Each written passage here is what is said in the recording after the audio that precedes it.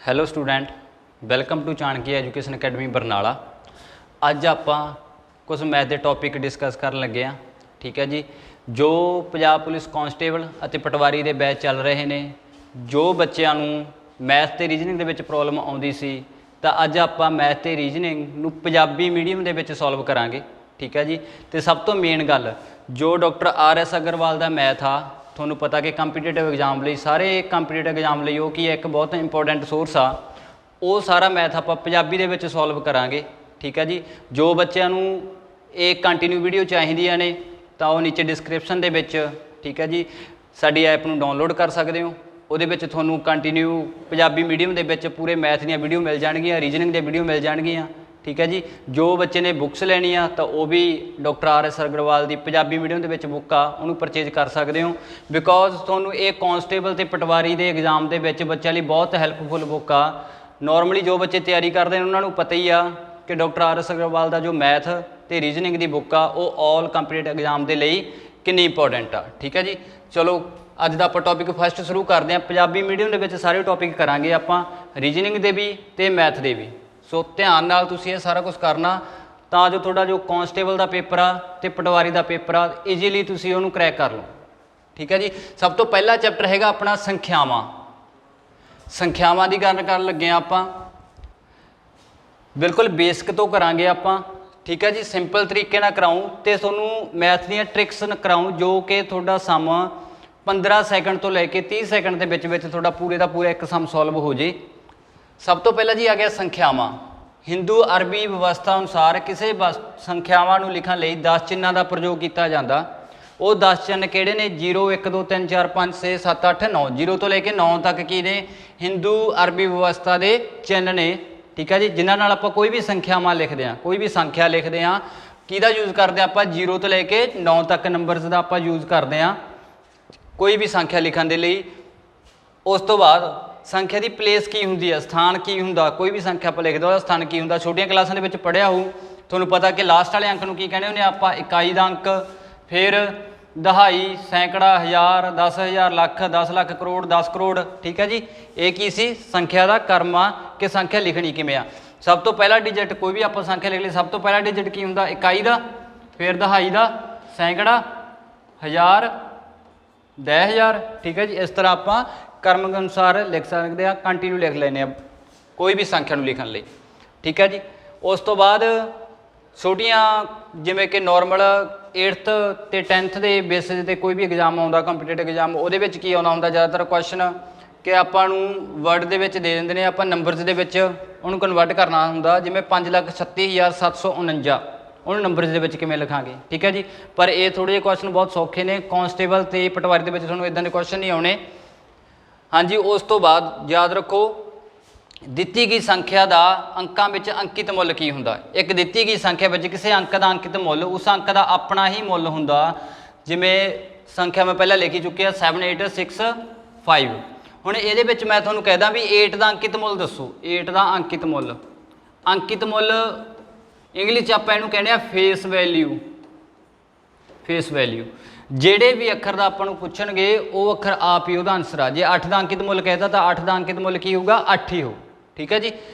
Next ਦੇਖੋ, ਆਪਾਂ ਨੂੰ ਸੰਖਿਆ ਦੇ ਦਿੱਤੀ ਕੋਈ 5 3 6 7 5 3 6 7 4 9। 9 ਦਾ ਸਥਾਨਕ ਮੁੱਲ ਕੀ ਆਊ? 9 ਦਾ ਸਥਾਨਕ ਮੁੱਲ ਕੀ ਆਊ? ਦੇਖੋ 9 ਕਿੱਥੇ ਆ? ਆਹ ਵਾਲੀ ਜਗ੍ਹਾ 'ਤੇ, ਇਹਦੇ ਪਿੱਛੇ ਕੋਈ ਅੱਖਰ ਨਹੀਂ ਨਾ, ਤਾਂ 9 ਦਾ ਸਥਾਨ ਮੁੱਲ 9 ਹੀ ਆ ਗਿਆ। ਜੇ ਮੈਂ 4 ਦਾ ਕਹਿੰਦਾ, 4 ਦਾ ਸਥਾਨਕ ਮੁੱਲ, ਜਿਹੜੇ ਵੀ ਅੱਖਰ ਦਾ ਤੁਹਾਨੂੰ ਸਥਾਨਕ ਮੁੱਲ ਪੁੱਛਿਆ ਹੋਊ ਉਹਦੇ ਪਿੱਛੇ ਜਿੰਨੇ ਅੱਖਰ ਨੇ ਉਹਨੂੰ ਜ਼ੀਰੋਆਂ 'ਚ ਕਨਵਰਟ ਕਰ ਦਿਓ। ਦੇਖੋ 4 ਦਾ ਸਥਾਨਕ ਮੁੱਲ ਪੁੱਛਿਆ, 4 ਕਿੱਥੇ ਆ? ਆ ਪਿਆ। ਇਹਦੇ ਮਗਰ ਅੱਖਰ ਕਿੰਨੇ ਨੇ? 1, ਤਾਂ ਇਹਦਾ ਸਥਾਨਕ ਮੁੱਲ ਕਿੰਨਾ ਆ ਗਿਆ? 40। 7 ਦਾ ਪੁੱਛਣਗੇ, 7 ਲਿਖ ਲਿਆ। ਜਿਹੜੇ ਅੱਖਰ ਦਾ ਪੁੱਛਣ ਨੂੰ ਲਿਖ ਲਓ। ਉਹਦੇ ਮਗਰ ਅੱਖਰ ਕਿੰਨੇ ਨੇ? 1 2, ਜਿੰਨੀਆਂ ਉਹਦੇ ਮਗਰ ਅੱਖਰ ਨੇ, ਡਿਜਿਟ ਨੇ, ਉਨੀਆਂ ਕੀ ਲਾਤੀਆਂ ਆਪਾਂ? ਜ਼ੀਰੋਆਂ ਲਾਤੀਆਂ। ਤਾਂ 7 ਦਾ ਸਥਾਨਕ ਮੁੱਲ ਕੀ ਬਣ ਗਿਆ? 700। ਜੇ 6 ਦਾ ਸਥਾਨਕ ਮੁੱਲ ਦੱਸਣਾ ਤਾਂ 6 ਦਾ ਸਥਾਨਕ ਮੁੱਲ ਕੀ ਆ ਜਾਊਗਾ? 6 ਦੇ ਮਗਰ 3 ਜ਼ੀਰੋਆਂ ਪੈ ਜਾਣਗੀਆਂ। 6 ਦਾ ਸਥਾਨਕ ਮੁੱਲ ਕੀ ਬਣ ਜਾਊਗਾ? 6,000। ਕਲੀਅਰ ਹੋ ਗਿਆ ਜੀ। ਇਹ ਤਾਂ ਚਲੋ ਸਿੰਪਲ ਟੌਪਿਕ ਸੀ। ਅੱਗੇ ਤੁਹਾਨੂੰ ਮੈਂ ਦੱਸੂ ਇਹਦੇ ਵਿੱਚ MCQ ਕਿਵੇਂ ਬਣਦਾ। ਉਸ ਤੋਂ ਬਾਅਦ ਆ ਜਾਓ ਜੀ ਮੇਨ ਆਪਣਾ ਟਾਈਪਸ ਆਫ ਨੰਬਰਸ, ਸੰਖਿਆਵਾਂ ਦੀਆਂ ਕਿਸਮਾਂ। ਸੰਖਿਆਵਾਂ ਦੀਆਂ ਕਿਸਮਾਂ ਕਿਹੜੀਆਂ ਕਿਹੜੀਆਂ ਨੇ? ਇਹ ਬਹੁਤ ਇੰਪੋਰਟੈਂਟ ਆ। ਇੱਕ ਕੁਐਸਚਨ ਬੇਸਿਕ ਦੇ ਵਿੱਚੋਂ ਆ ਜਾਂਦਾ ਹੁੰਦਾ, ਚਾਹੇ ਉਹ ਕਾਂਸਟੇਬਲ ਦਾ ਐਗਜ਼ਾਮ ਆ ਚਾਹੇ ਪਟਵਾਰੀ ਦਾ ਐਗਜ਼ਾਮ ਆ। ਠੀਕ ਹੈ ਜੀ। ਸਭ ਤੋਂ ਪਹਿਲਾਂ ਆ ਗਿਆ ਜੀ ਪ੍ਰਕਿਰਤਕ ਸੰਖਿਆਵਾਂ। ਜੋ ਜੋ ਚੀਜ਼ਾਂ ਇੰਪੋਰਟੈਂਟ ਆ ਤੁਹਾਨੂੰ ਪੇਪਰ ਦੇ ਲਈ ਸਿਰਫ ਉਹੀ ਦੱਸੂ ਮੈਂ ਤੁਹਾਨੂੰ। ਪ੍ਰਕਿਰਤਕ ਸੰਖਿਆਵਾਂ ਕਿਹੜੀਆਂ ਨੇ? ਗਿਣਨਯੋਗ ਸੰਖਿਆਵਾਂ ਨੂੰ ਆਪਾਂ ਪ੍ਰਕਿਰਤਕ ਸੰਖਿਆਵਾਂ ਕਹਿ ਦਿੰਦੇ ਹਾਂ, ਜਿਨ੍ਹਾਂ ਨੂੰ ਆਪਾਂ ਗਿਣ ਸਕਦੇ ਹਾਂ। ਠੀਕ ਹੈ ਜੀ, ਜਿਨ੍ਹਾਂ ਨੂੰ ਆਪਾਂ ਗਿਣ ਸਕਦੇ ਹਾਂ ਉਹ ਕੀ ਨੇ? ਪ੍ਰਕਿਰਤਕ ਸੰਖਿਆਵਾਂ। ਇੰਗਲਿਸ਼ ਦੇ ਵਿੱਚ ਕਹਿ ਦਿੰਦੇ ਆ ਜੀ natural number. Natural number, natural number ਕਿਹੜੇ ਹੁੰਦੇ ਨੇ? ਜੋ ਨੰਬਰ 'ਚ 1 ਤੋਂ ਸਟਾਰਟ ਹੁੰਦੇ ਨੇ, ਕੰਟੀਨਿਊ ਚੱਲਦੇ ਰਹਿਣ ਇਨਫਿਨਿਟੀ ਤੱਕ, ਉਹ ਕੀ ਹੁੰਦੇ ਨੇ? ਨੈਚੁਰਲ ਨੰਬਰ, ਪ੍ਰਕਿਰਤਕ ਸੰਖਿਆਵਾਂ। ਜਿਵੇਂ ਐਗਜ਼ਾਮਪਲ ਇਹਨਾਂ ਨੇ ਦਿੱਤੀ ਆ 1 2 3 4 5 6। ਆਪਾਂ ਵੀ ਐਗਜ਼ਾਮਪਲ ਲੈ ਲੈਂਦੇ ਆ 1 2 3 4 ਕੰਟੀਨਿਊ ਲਗਾਤਾਰ ਚੱਲਦੇ ਰਹਿਣ, ਕਿੱਥੇ ਤੱਕ? ਅਪ ਟੂ ਇਨਫਿਨਿਟੀ ਤੱਕ। ਠੀਕ ਹੈ ਜੀ, ਇਹ ਕੀ ਨੇ? ਪ੍ਰਕਿਰਤਕ ਸੰਖਿਆਵਾਂ। ਯਾਦ ਰੱਖਣਾ ਤੁਸੀਂ ਪ੍ਰਕਿਰਤਕ ਸੰਖਿਆਵਾਂ ਕੀ ਹੁੰਦੀਆਂ ਨੇ? ਜੋ ਸੰਖਿਆਵਾਂ 1 ਤੋਂ ਸਟਾਰਟ ਹੁੰਦੀਆਂ ਨੇ ਤੇ ਕੰਟੀਨਿਊ ਲਗਾਤਾਰ ਵੱਧਦੀਆਂ ਰਹਿਣ, ਉਹ ਕੀ ਨੇ? ਪ੍ਰਕਿਰਤਕ ਸੰਖਿਆਵਾਂ। ਨੈਕਸਟ ਆ ਗਿਆ ਜੀ ਪੂਰਨ ਸੰਖਿਆਵਾਂ। ਪੂਰਨ ਸੰਖਿਆਵਾਂ ਨੂੰ ਪੰਜਾਬੀ ਇੰਗਲਿਸ਼ 'ਚ ਆਪਾਂ ਕਹਿੰਦੇ ਆ ਹੋਲ ਨੰਬਰ। ਹੋਲ ਨੰਬਰ ਇਹ ਕੀ ਨੇ? ਸਾਰੀਆਂ ਗਿਣਨਯੋਗ ਸੰਖਿਆਵਾਂ ਆ ਜਾਂਦੀਆਂ ਨੇ ਤੇ ਇਹਨਾਂ ਦੇ ਸਮੂਹ ਦੇ ਵਿੱਚ ਕੀ ਆ ਜਾਂਦੀ ਆ? ਐਂਟਰ 0 ਕਰ ਜਾਂਦੀ ਆ। ਠੀਕ ਹੈ ਜੀ, ਜਿਹਦੇ ਵਿੱਚ 0 ਹੋਵੇ ਤੇ ਬਾਕੀ ਸਾਰੇ ਨੈਚੁਰਲ ਨੰਬਰ ਹੋਣ, ਉਹ ਕੀ ਹੁੰਦੇ ਨੇ? Whole number. ਐਗਜ਼ਾਮਪਲ ਆਪਾਂ ਹੋਲ ਨੰਬਰ ਦੀ ਐਗਜ਼ਾਮਪਲ ਲੈ ਲਈਏ 0 1 2 3 4 ਅਪ ਟੂ ਇਨਫਿਨਿਟੀ। ਤਾਂ ਹੁਣ ਦੱਸੋ, ਉੱਪਰ ਮੈਂ ਐਗਜ਼ਾਮਪਲ ਲਿਖੀ ਸੀ ਨੈਚੁਰਲ ਨੰਬਰ ਦੀ, ਮਤਲਬ ਪ੍ਰਕਿਰਤਕ ਸੰਖਿਆਵਾਂ ਦੀ, ਨੀਚੇ ਲਿਖੀ ਆ ਪੂਰਨ ਸੰਖਿਆਵਾਂ ਦੀ। ਤਾਂ ਦੋਨਾਂ ਦੇ ਵਿੱਚ ਡਿਫਰੈਂਸ ਕੀ ਆ? ਦੇਖ, ਦੋਨਾਂ ਦੇ ਵਿੱਚ ਡਿਫਰੈਂਸ ਕੀ ਆ ਜੀ? 0 ਦਾ। ਕਲੀਅਰ ਹੋ ਗਿਆ? ਕਿਉਂਕਿ ਨੈਚੁਰਲ ਨੰਬਰ ਕਿੱਥੋਂ ਸ਼ੁਰੂ ਹੋਏ ਸੀ? 1 ਤੋਂ ਸਟਾਰਟ ਹੋਏ ਸੀ ਤੇ ਹੋਲ ਨੰਬਰ 0 ਤੋਂ ਸਟਾਰਟ ਹੋਏ ਸੀ। ਹੋਲ ਦੇ ਵਿੱਚ 0 ਹੁੰਦੀ ਆ, ਨੈਚੁਰਲ ਦੇ ਨੰਬਰ ਵਿੱਚ 0 ਨਹੀਂ ਹੁੰਦੀ। ਠੀਕ ਹੈ ਜੀ। ਨੈਕਸਟ ਕਹਿੰਦਾ 0 ਇੱਕ ਪੂਰਨ ਸੰਖਿਆ ਹੈ। 0 ਕੀ ਇੱਕ ਪੂਰਨ ਸੰਖਿਆ। ਪੂਰਨ ਦਾ ਮਤਲਬ ਹੋਲ ਨੰਬਰ ਆ, ਜਿਹੜੀ ਕਿ ਪ੍ਰਕਿਰਤਕ ਸੰਖਿਆ ਨਹੀਂ ਹੈ। ਆਪਾਂ ਨੂੰ ਪਤਾ, ਕਿਉਂਕਿ ਐਗਜ਼ਾਮਪਲ ਆਪਾਂ ਲਿਖ ਹੀ ਲਈ ਆ ਕਿ 0 ਹੋਲ ਦੇ ਵਿੱਚ ਆਉਂਦੀ ਆ, ਨਾ ਕਿ ਪ੍ਰਕਿਰਤਕ ਦੇ ਵਿੱਚ ਆਉਂਦੀ ਆ। ਹਰ ਇੱਕ ਪ੍ਰਕਿਰਤਕ ਸੰਖਿਆ ਪੂਰਨ ਸੰਖਿਆ ਹੈ। ਜਿੰਨੀਆਂ ਵੀ ਪ੍ਰਕਿਰਤਕ ਸੰਖਿਆਵਾਂ ਨੇ ਉਹ ਸਾਰੀਆਂ ਕੀ ਨੇ? ਪੂਰਨ ਸੰਖਿਆਵਾਂ ਨੇ, ਸਾਰੀਆਂ ਹੋਲ ਨੰਬਰ ਨੇ। ਇਸ ਲਈ 0 1 2 3 4 5 ਇਹ ਕੀ ਨੇ? ਪੂਰਨ ਸੰਖਿਆਵਾਂ ਨੇ। ਠੀਕ ਹੈ ਜੀ। ਹੁਣ ਧਿਆਨ ਰੱਖਿਓ, ਜਿੰਨੀਆਂ ਵੀ ਪ੍ਰਕਿਰਤਕ ਸੰਖਿਆਵਾਂ ਨੇ ਨੈਚੁਰਲ ਨੰਬਰ ਨੇ, ਸਾਰੇ ਨੈਚੁਰਲ ਨੰਬਰ ਹੋਲ ਨੰਬਰ ਤਾਂ ਹੋਣਗੇ, ਪਰ ਸਾਰੇ ਹੋਲ ਨੰਬਰ ਨੈਚੁਰਲ ਨੰਬਰ ਨਹੀਂ ਹੋਣਗੇ। ਮੀਨ ਜੇ ਸਾਰੀਆਂ ਪ੍ਰਕਿਰਤਕ ਪੂਰਨ ਸੰਖਿਆਵਾਂ ਤਾਂ ਹੋਣਗੀਆਂ, ਪਰ ਸਾਰੀਆਂ ਪੂਰਨ ਪ੍ਰਕਿਰਤਕ ਨਹੀਂ ਹੋਣਗੀਆਂ। ਕਿਉਂ? ਕਿਉਂਕਿ ਇਹਨਾਂ ਦੇ ਵਿੱਚ ਕੀ ਹੁੰਦੀ ਆ? 0 ਹੁੰਦੀ ਆ। ਹੁਣ ਐਗਜ਼ਾਮਪਲ ਤਾਂ ਤੁਹਾਡੇ ਸਾਹਮਣੇ ਤੁਸੀਂ ਦੇਖ ਹੀ ਸਕਦੇ ਹੋ। 1 2 3 4 ਦਿੱਤਾ ਹੋਇਆ ਨੈਚੁਰਲ ਨੰਬਰ। ਪੂਰਨ ਨੰਬਰ ਪ੍ਰਕਿਰਤਕ ਨੰਬਰ। ਪ੍ਰਕਿਰਤਕ ਨੰਬਰ ਸਾਰੇ ਦੇਖੋ ਕਿਹਦੇ ਵਿੱਚ ਨੇ? ਪੂਰਨ ਸੰਖਿਆਵਾਂ ਦੇ ਵਿੱਚ ਹੈਗੇ ਨੇ। ਠੀਕ ਹੈ ਜੀ। ਪਰ ਸਾਰੇ ਪੂਰਨ ਪ੍ਰਕਿਰਤਕ ਵਿੱਚ ਨਹੀਂ ਹੈਗੇ। ਸਾਰੇ ਪੂਰਨ ਦਾ ਮਤਲਬ ਕਹਿਣ ਦਾ ਕੀ ਆ ਕਿ ਸਾਰੇ ਪੂਰਨ ਕਿੱਥੋਂ ਸਟਾਰਟ ਹੁੰਦੇ ਨੇ? 0। ਤਾਂ ਇਹਦੇ ਵਿੱਚ 0 ਨਹੀਂ ਹੈਗੀ। ਕਲੀਅਰ ਹੋ ਗਈ ਗੱਲ? ਸਾਰੇ ਪ੍ਰਕਿਰਤਕ ਪੂਰਨ ਬਣ ਸਕਦੇ ਆ, ਸਾਰੇ ਨੈਚੁਰਲ ਹੋਲ ਬਣ ਸਕਦੇ ਆ, ਪਰ ਸਾਰੇ ਹੋਲ ਨੈਚੁਰਲ ਨਹੀਂ ਹੁੰਦੇ। ਠੀਕ ਹੈ ਜੀ। ਉਸ ਤੋਂ ਬਾਅਦ ਆ ਗਿਆ ਜੀ ਤੁਹਾਡਾ ਸੰਪੂਰਨ। ਸੰਪੂਰਨ ਇੰਗਲਿਸ਼ 'ਚ ਆਪਾਂ ਕਹਿੰਦੇ ਆ ਇੰਟੀਜਰ।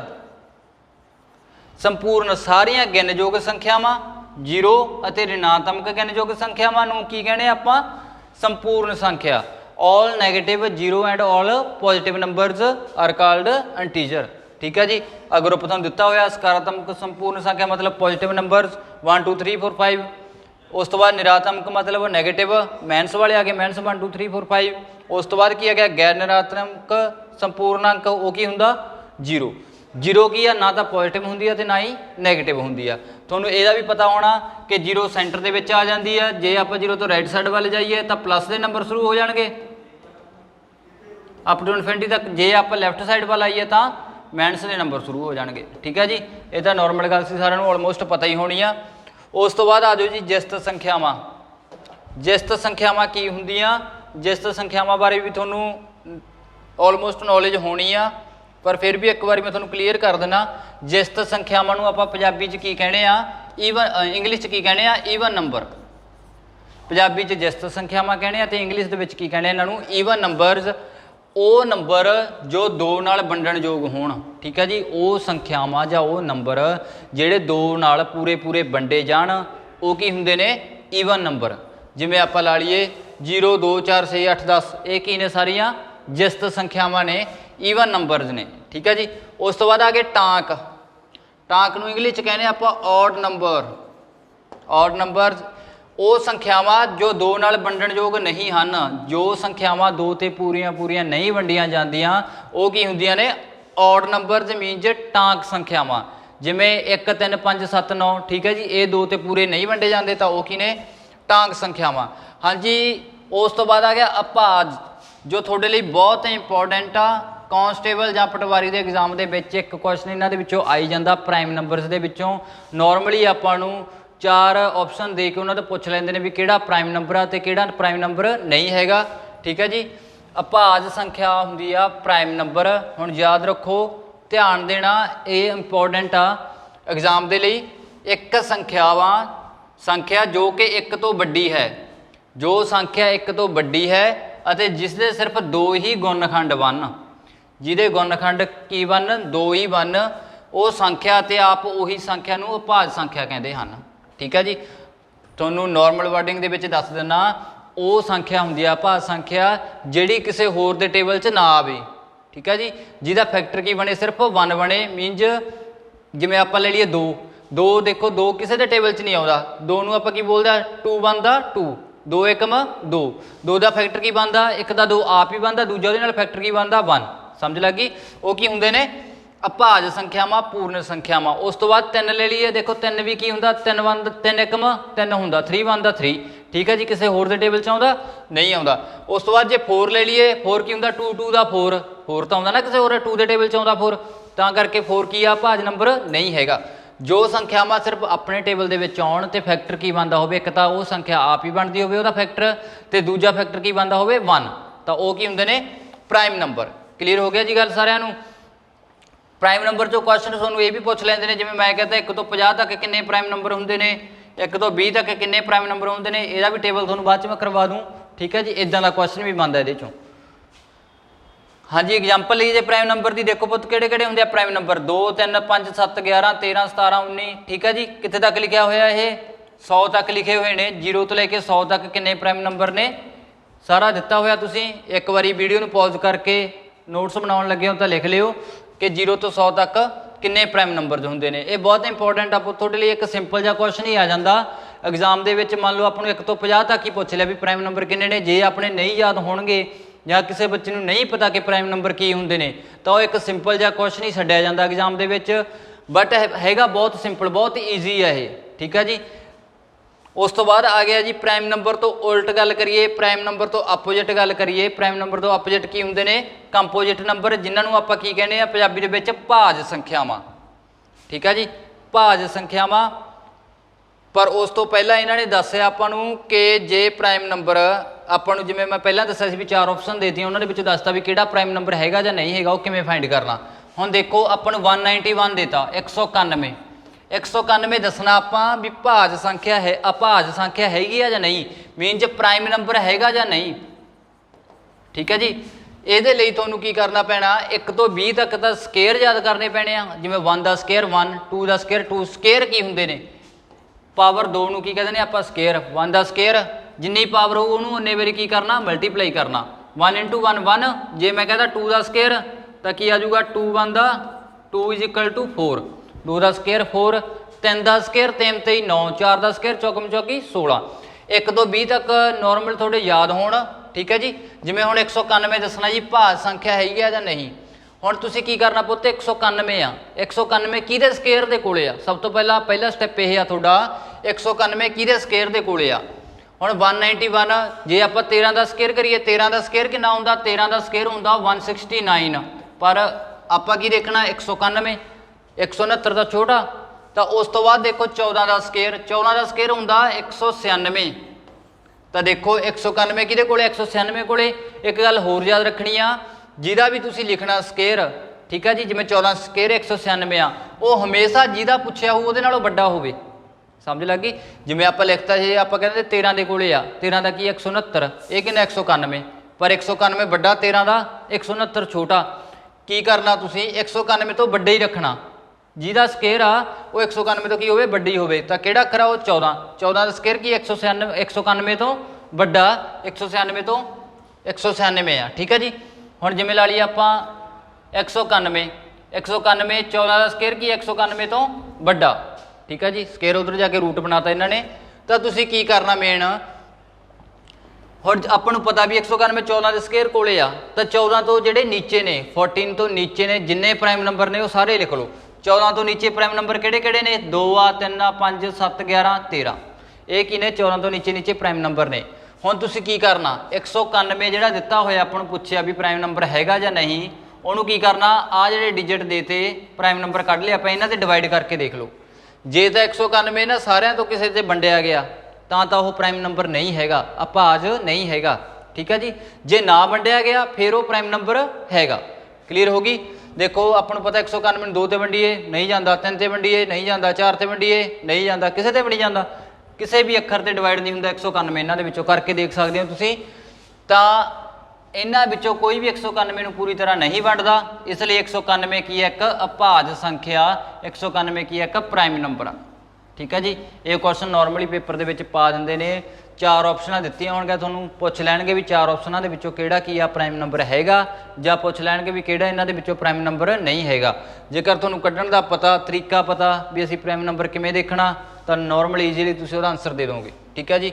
ਹੁਣ ਨੈਕਸਟ ਇੱਕ ਐਗਜ਼ਾਮਪਲ ਹੋਰ ਦਿੱਤੀ ਹੋਈ ਆ 221 ਹੈ ਤੁਸੀਂ ਸੋਲਵ ਕਰਨੀ ਹੈ ਆਪਣੇ ਆਪ ਠੀਕ ਹੈ ਜੀ। 221 ਇਹਨਾਂ ਦਾ ਦਿੰਦਾ ਸਭ ਤੋਂ ਪਹਿਲਾਂ ਕਿਹਦੇ ਸਕੁਅਰ ਕੋਲੇ ਹੁੰਦਾ ਇਹ 15 ਦਾ ਸਕੁਅਰ ਹੁੰਦਾ 225 225 ਦੇ ਨੇੜੇ ਤੇੜੇ ਆ ਦੇਖੋ 221 ਤੁਹਾਨੂੰ ਦੱਸਿਆ ਵੀ ਜਿਹੜੇ ਅੱਖਰ ਦਾ ਸਕੁਅਰ ਲੈਣਾ ਉਹ ਹਮੇਸ਼ਾ ਇਹ ਤੋਂ ਵੱਡਾ ਹੋਵੇ 221 ਤੋਂ। ਹੁਣ 221 15 ਦਾ ਸਕੁਅਰ 225 ਹੁੰਦਾ ਤਾਂ 225 ਕੀ 221 ਤੋਂ ਵੱਡਾ ਹੀ ਆ ਠੀਕ ਹੈ ਜੀ। ਤਾਂ 15 ਲਿਖ ਕੇ 15 ਤੋਂ ਨੀਚੇ ਜਿੰਨੇ ਪ੍ਰਾइम ਨੰਬਰ ਨੇ ਉਹ ਲਿਖ ਲਓ। ਪ੍ਰਾइम ਨੰਬਰ ਲਿਖਣ ਤੋਂ ਬਾਅਦ 221 ਤੋਂ ਸਾਰਿਆਂ ਨੂੰ ਡਿਵਾਈਡ ਕਰਕੇ ਦੇਖ ਲਓ ਵੀ ਕਿਹੜਾ ਡਿਵਾਈਡ ਹੁੰਦਾ ਕਿਹੜਾ ਨਹੀਂ ਠੀਕ ਹੈ ਜੀ। ਜੇ ਇਹਨਾਂ ਚੋਂ ਕਿਸੇ ਵੀ ਅੱਖਰ ਤੇ ਡਿਵਾਈਡ ਹੋ ਗਿਆ ਤਾਂ ਉਹ ਪ੍ਰਾइम ਨੰਬਰ ਨਹੀਂ ਹੈਗਾ ਜੇ ਹੋ ਨਾ ਹੋਇਆ ਤਾਂ ਉਹ ਪ੍ਰਾइम ਨੰਬਰ ਹੈਗਾ ਠੀਕ ਹੈ ਜੀ। ਚਲੋ ਹੁਣ ਜਿਵੇਂ 221 ਸੀ ਇਹ ਕੀ ਆ 13 ਤੇ ਪੂਰਾ ਵੰਡਿਆ ਜਾਂਦਾ 221 ਠੀਕ ਹੈ ਜੀ। ਇਸ ਲਈ 221 ਅਭਾਜ ਸੰਖਿਆ ਨਹੀਂ ਹੈ ਠੀਕ ਹੈ ਜੀ। 221 ਅਭਾਜ ਨਹੀਂ ਹੈਗੀ ਬਿਕੋਜ਼ ਇਹ 13 ਤੇ ਕੀ ਹੋਗੀ ਡਿਵਾਈਡ ਹੋਗੀ। ਉਸ ਤੋਂ ਬਾਅਦ ਗੱਲ ਕਰੀਏ ਪੁੱਤ ਪ੍ਰਾइम ਨੰਬਰ ਤੋਂ ਉਲਟ ਕੀ ਹੁੰਦੇ ਨੇ ਤੁਹਾਨੂੰ ਮੈਂ ਪਹਿਲਾਂ ਦੱਸ ਹੀ ਚੁੱਕਿਆ ਭਾਜ। ਅਭਾਜ ਦੇ ਉਲਟ ਭਾਜ ਜਿਨ੍ਹਾਂ ਨੂੰ ਆਪਾਂ ਇੰਗਲਿਸ਼ 'ਚ ਕਹਿੰਦੇ ਆ ਕੰਪੋਜਿਟ ਨੰਬਰ। ਭਾਜ ਦੇ ਅਭਾਜ ਦੇ ਉਲਟ ਕੀ ਹੁੰਦੇ ਨੇ ਭਾਜ। ਬਸ ਸਮਝ ਲਓ ਸਿੱਧੀ ਗੱਲ ਆ ਜੋ ਸੰਖਿਆਵਾਂ ਪ੍ਰਾइम ਨੰਬਰ ਨਾ ਹੋਣ ਜੋ ਸੰਖਿਆਵਾਂ ਅਭਾਜ ਨਾ ਹੋਣ ਉਹ ਕੀ ਹੋਣਗੀਆਂ ਭਾਜ। ਕਲੀਅਰ ਹੋ ਗਈ ਜੀ। ਐਗਜ਼ਾਮਪਲ ਜਿਹੜੇ ਪ੍ਰਾइम 'ਚ ਨਹੀਂ ਲਿਖੇ ਉਹ ਕੀ 'ਚ ਆ ਜਾਣਗੇ ਕੰਪੋਜਿਟ 'ਚ ਆ ਜਾਣਗੇ।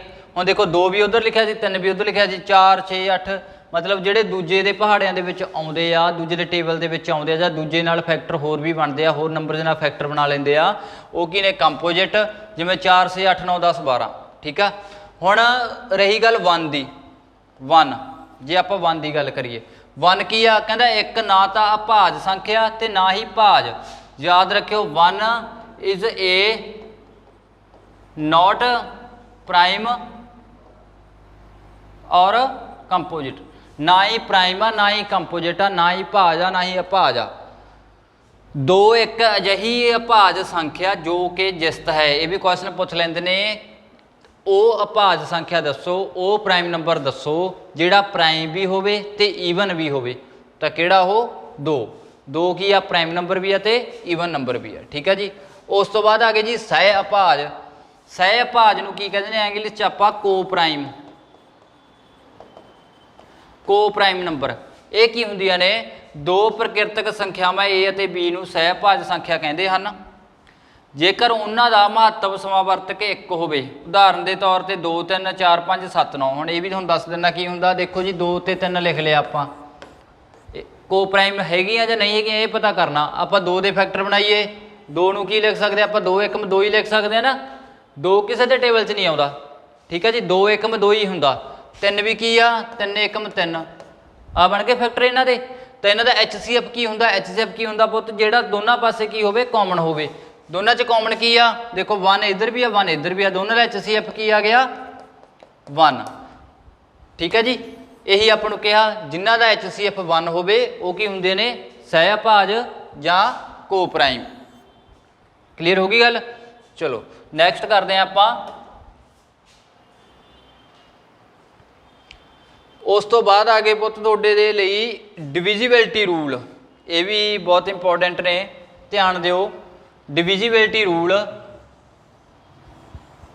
ਜੋ ਬੱਚੇ ਦੇ ਇਹ ਰੂਲ ਯਾਦ ਹੋ ਗਏ ਸਮਝ ਲਓ ਮਲਟੀਪਲਾਈ ਵਾਲਾ ਹੋ ਗਿਆ ਡਿਵਾਈਡ ਵਾਲਾ ਹੋ ਗਿਆ ਤੁਹਾਡਾ ਅੱਧਾ ਕੰਮ ਨੋਰਮਲ ਮੂੰਹ ਜ਼ਬਾਨੀ ਸੋਲਵ ਹੋ ਜੂ ਠੀਕ ਹੈ ਜੀ। ਕੈਲਕੂਲੇਸ਼ਨ 'ਚ ਬਹੁਤ ਹੈਲਪਫੁਲ ਨੇ कोई भी संख्या ਨੂੰ ਆਪਾਂ ਕਿਸੇ ਤੇ ਡਿਵਾਈਡ ਕਰਕੇ ਦੇਖਣਾ ਤਾਂ ਆਪਾਂ ਨੂੰ ਕਿਵੇਂ ਪਤਾ ਲੱਗ ਜੂਗਾ ਜੇਕਰ ਆਪਣੇ ਡਿਵੀਜ਼ੀਬਲ ਰੂਲ ਯਾਦ ਨੇ ਤਾਂ ਆਪਾਂ ਨੂੰ ਨਾਰਮਲੀ ਪਤਾ ਲੱਗ ਜਾਣਾ ਵੀ ਹਾਂ ਇਹ 2 ਤੇ ਡਿਵਾਈਡ ਹੋਊ ਜਾਂ ਨਹੀਂ 3 ਤੇ ਪੂਰੀ ਡਿਵਾਈਡ ਹੋਊ ਜਾਂ ਨਹੀਂ ਤਾਂ ਧਿਆਨ ਦਿਓ ਨਾਰਮਲੀ ਗੱਲ ਆ ਸਭ ਤੋਂ ਪਹਿਲਾਂ 2 ਦਾ ਡਿਵੀਜ਼ੀਬਲ ਰੂਲ ਕੀ ਆ ਪੁੱਤ 2 ਨਾਲ ਵਿਭਾਜਿਤ ਮਤਲਬ ਡਿਵਾਈਡ ਹੋਣ ਦਾ ਨਿਯਮ ਕੀ ਆ ਇੱਕ ਸੰਖਿਆ 2 ਦੁਆਰਾ ਵਿਭਾਜਿਤ ਹੋਵੇਗੀ ਜੇਕਰ ਇਸ ਦਾ ਇਕਾਈ ਦਾ ਅੰਕ 0 2 4 6 8 10 ਇਹਨਾਂ ਸਾਰਿਆਂ ਦੇ ਵਿੱਚੋਂ ਇੱਕ ਹੋਵੇ ਇਕਾਈ ਦਾ ਅੰਕ ਕੋਈ ਵੀ ਸੰਖਿਆ ਲੈ ਲਈ ਜਿਹਦੇ ਇਕਾਈ ਦਾ ਅੰਕ ਕੀ ਹੋਵੇ 2 ਦਾ ਡਿਵੀਜ਼ੀਬਲ ਹੋਵੇ ਸਿੱਧਾ ਹਿਸਾਬ ਰੱਖੋ ਜਿਹਦੇ ਇਕਾਈ ਦਾ ਅੰਕ ਕੀ ਆ 2 ਦਾ ਡਿਵੀਜ਼ੀਬਲ ਆ ਉਹ ਕੀ ਆ ਪੂਰੀ ਦੀ ਪੂਰੀ ਸੰਖਿਆ 2 ਤੇ ਡਿਵਾਈਡ ਹੋ ਜੂ ਐਗਜ਼ਾਮਪਲ ਦੇ ਤੌਰ ਤੇ ਆਪਾਂ ਲੈ ਲਈਏ 64892 ਮਤਲਬ 64892 ਆ ਧਿਆਨ ਦਿਓ ਇਹਨਾਂ ਨੇ ਕੀ ਕਿਹਾ ਪੁੱਤ ਲਾਸਟ ਵਾਲਾ ਅੱਖਰ ਸਿਰਫ ਲਾਸਟ ਅੰਕ ਦੇਖੋ ਕੀ ਆ 2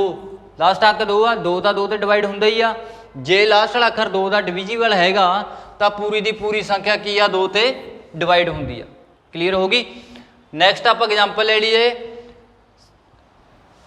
64895 64895 ਐਗਜ਼ਾਮਪਲ ਲੈ ਲਈ 64895 ਹੁਣ ਇਹਦਾ ਲਾਸਟ ਵਾਲਾ ਅੱਖਰ ਦੇਖੋ 5 5 2 ਤੇ ਡਿਵਾਈਡ ਹੁੰਦਾ 5 2 ਦੇ ਟੇਬਲ 'ਚ ਆਉਂਦਾ ਨਹੀਂ ਆਉਂਦਾ ਤਾਂ ਇਹ ਸੰਖਿਆ 2 ਦੀ ਡਿਵੀਜ਼ੀਬਲ ਨਹੀਂ ਹੈਗੀ ਤਾਂ 64895 2 ਤੇ ਡਿਵਾਈਡ ਨਹੀਂ ਹੋਣੀ ਸਮਝ ਲੱਗੀ ਜਿਹੜੀ ਸੰਖਿਆ ਦੇ ਇਕਾਈ ਦਾ ਅੰਕ 0 2 4 6 8 ਹੋਵੇ ਜਾਂ 2 ਦਾ ਡਿਵੀਜ਼ੀਬਲ ਹੋਵੇ ਉਹ ਸੰਖਿਆ ਪੂਰੀ ਦੀ ਪੂਰੀ ਕੀ ਹੋ ਜੂਗੀ 2 ਤੇ ਡਿਵਾਈਡ ਹੋ ਜੂ ਤਾਂ ਹੁਣ ਆਪਾਂ ਨੂੰ ਪੂਰੀ ਡਿਵਾਈਡ ਕਰਕੇ ਨਹੀਂ ਦੇਖਣੀ ਪੈਣੀ ਸਿਰਫ ਆਪਾਂ ਕੀ ਦੇਖ ਲਾਂਗੇ ਲਾਸਟ ਅੰਕ ਤੋਂ ਹੀ ਅੰਦਾਜ਼ਾ ਲੱਗ ਜੂ ਲਾਸਟ ਅੰਕ ਤੋਂ ਹੀ ਆਪਾਂ ਨੂੰ ਕਲੀਅਰ ਹੋ ਜੂ ਵੀ ਇਹ ਸੰਖਿਆ 2 ਤੇ ਡਿਵਾਈਡ ਹੋਊ ਜਾਂ 2 ਤੇ ਡਿਵਾਈਡ ਨਹੀਂ ਹੋਣੀ ਠੀਕ ਹੈ ਜੀ ਉਸ ਤੋਂ ਬਾਅਦ ਦੇਖੋ ਅਗਲਾ ਆ ਗਿਆ ਜੀ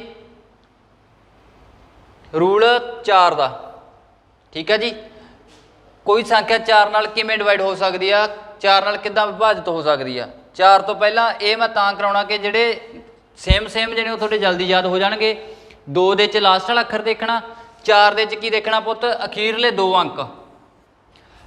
2 ਅੰਕ ਦੇਖਣੇ ਆ ਜੇ 4 ਤੇ ਪੂਰੇ ਡਿਵਾਈਡ ਹੁੰਦੇ ਨੇ ਸੰਖਿਆ ਦੇ ਲਾਸਟ ਵਾਲੇ 2 ਅੱਖਰ ਜੇ 4 ਤੇ ਪੂਰੇ ਡਿਵਾਈਡ ਹੁੰਦੇ ਨੇ ਤਾਂ ਪੂਰੀ ਦੀ ਪੂਰੀ ਸੰਖਿਆ ਕੀ ਹੋ ਜੂ 4 ਨਾਲ ਡਿਵੀਜ਼ੀਬਲ ਹੋ ਜੂ ਜਿਵੇਂ ਦੇਖੋ ਐਗਜ਼ਾਮਪਲ ਲੈ ਲਈ ਆਪਾਂ 52 49 377 ਹੁਣ ਇਹ 'ਚ ਕੀ ਦੇਖਣਾ ਪੁੱਤ ਤੁਸੀਂ ਲਾਸਟ ਵਾਲੇ 2 ਅੱਖਰ ਕੀ ਨੇ 76 76 ਆ ਨਾ 76 ਦੇਖੋ 4 ਤੇ ਡਿਵਾਈਡ ਹੁੰਦਾ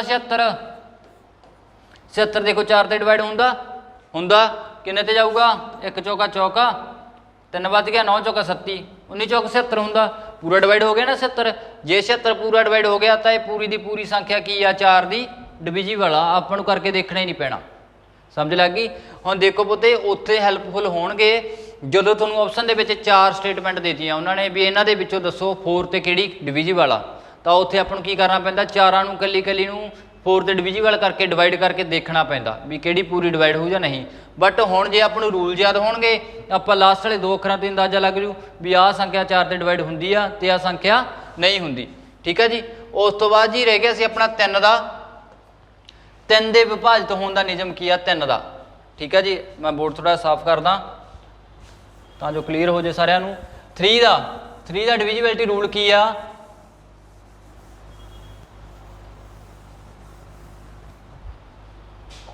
3 ਦਾ ਡਿਵੀਜ਼ੀਬਲ ਰੂਲ ਹੈਗਾ ਜੀ ਇੱਕ ਸੰਖਿਆ 3 ਦੁਆਰਾ ਤਾਂ ਹੀ ਵਿਭਾਜਿਤ ਹੋਵੇਗੀ ਜੇਕਰ ਉਸਦੇ ਅੰਕਾਂ ਦਾ ਜੋੜ ਪੂਰੀ ਤਰ੍ਹਾਂ 3 ਨਾਲ ਵਿਭਾਜਿਤ ਹੋਵੇ ਜੋ ਵੀ ਸੰਖਿਆ ਆਪਾਂ ਨੂੰ ਦਿੱਤੀ ਗਈ ਆ ਤੇ ਪੁੱਛ ਲੈਣ ਵੀ ਇਹ ਸੰਖਿਆ 3 ਤੇ ਡਿਵਾਈਡ ਹੁੰਦੀ ਆ ਜਾਂ ਨਹੀਂ ਸਭ ਤੋਂ ਪਹਿਲਾਂ ਕੀ ਕਰਨਾ ਤੁਸੀਂ ਜਿਹੜੀ ਸੰਖਿਆ ਦਿੱਤੀ ਆ ਉਹਦੇ ਅੰਕਾਂ ਦਾ ਜੋੜ ਕਰ ਦਿਓ ਠੀਕ ਹੈ ਜੀ ਅੰਕਾਂ ਦਾ ਜੋੜ ਕਰਨ ਤੋਂ ਬਾਅਦ ਜੇ ਉਹਨਾਂ ਦਾ ਜੋੜ 3 ਤੇ ਡਿਵਾਈਡ ਹੁੰਦਾ ਤਾਂ ਉਹ ਸਾਰੀ ਦੀ ਸਾਰੀ ਸੰਖਿਆ 3 ਤੇ ਡਿਵਾਈਡ ਹੋ ਜੂ ਠੀਕ ਹੈ ਜੀ ਜੇ 3 ਤੇ ਡਿਵਾਈਡ ਨਹੀਂ ਹੁੰਦਾ ਤਾਂ ਉਹ ਸੰਖਿਆ 3 ਤੇ ਡਿਵਾਈਡ ਨਹੀਂ ਹੋਣੀ ਜਿਵੇਂ ਐਗਜ਼ਾਮਪਲ ਲਈ ਲੈ ਲਈਏ ਆਪਾਂ 58 74 21 58 74 21 ਦਿੱਤਾ ਹੋਇਆ ਆਪਾਂ ਨੂੰ ਤਾਂ ਪੁੱਤ ਜਿਵੇਂ ਰੂਲ ਤੁਹਾਨੂੰ ਦੱਸਿਆ ਉਵੇਂ ਕਰਦੇ ਜਾਓ ਸਾਰੇ ਅੰਕਾਂ ਨੂੰ ਜੋੜ ਲਓ 5 ਜੋੜ 8 ਜੋੜ 7 ਜੋੜ 4 ਜੋੜ 2 ਜੋੜ 1 ਤਾਂ ਕਿੰਨਾ ਬਣ ਗਿਆ ਇਹਨਾਂ ਸਾਰਿਆਂ ਦਾ ਜੋੜ ਕਿੰਨਾ ਬਣ ਗਿਆ 27 ਦੇਖ ਲਓ ਹੁਣ 4 ਦਾ ਡਿਵੀਜ਼ੀਬਲ ਹੈਗਾ 27 ਕੀ ਆ 3 ਦਾ ਡਿਵੀਜ਼ੀਬਲ ਹੈਗਾ ਸੌਰੀ 3 ਦਾ ਰੂਲ ਦੇਖਦੇ ਸੀ ਨਾ ਆਪਾਂ ਤਾਂ 27 3 ਦਾ ਡਿਵੀਜ਼ੀਬਲ ਹੈਗਾ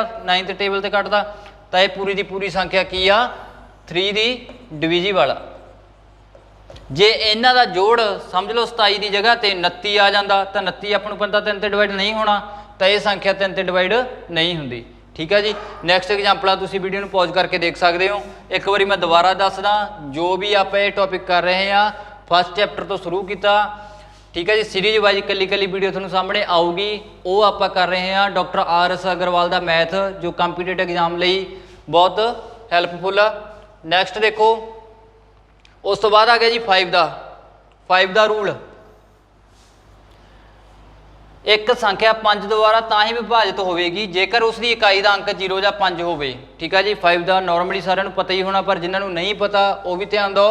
ਜਿਹੜੇ संख्या के इकाई का अंक मतलब अखीरला अंक की हो 0 ਜਾਂ 5 हो, वो संख्या की आ 5 की पूरी डिविजी वाला। नॉर्मल देखो स्टेटमेंट देख के पता लग जू थोनू भी ये 5 से डिवाइड होंगी है या नहीं।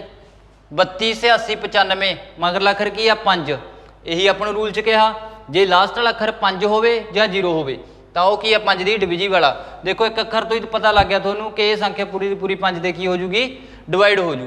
नैक्सट ले लीए 94 73 10 मगर 0 आ, 0 भी अपन रूल च कहा उन्होंने भी जे 0 या 5 हो, जे 0 आ तो भी अपन डिवाइड करने की लोड़ नहीं पई, सिर्फ नॉर्मल स्टेटमेंट देख के पता लग गया भी 5 से डिवाइड होगी या नहीं होनी। ठीक है जी। तो यह भी की है 5 की डिविजी वाला।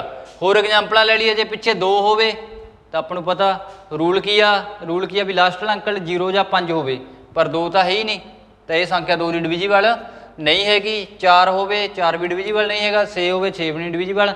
सिर्फ जिदे मगर इकाई का अंक या अखीरला अंक 0 या 5 हो, वो संख्या की होगी 5 की पूरी डिविजिबल हो।